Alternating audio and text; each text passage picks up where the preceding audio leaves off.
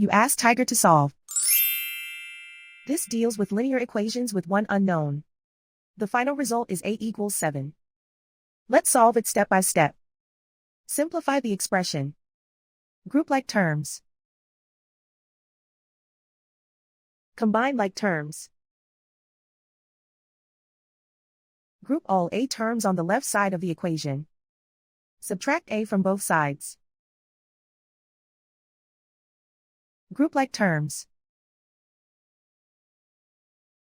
Simplify the arithmetic. Group like terms. Simplify the arithmetic. Group all constants on the right side of the equation. Add 10 to both sides. Simplify the arithmetic.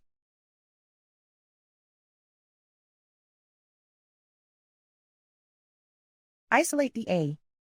Divide both sides by 2. Simplify the fraction.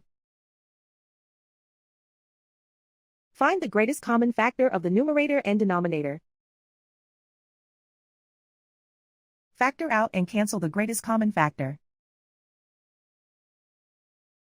And so the final result is a equals 7.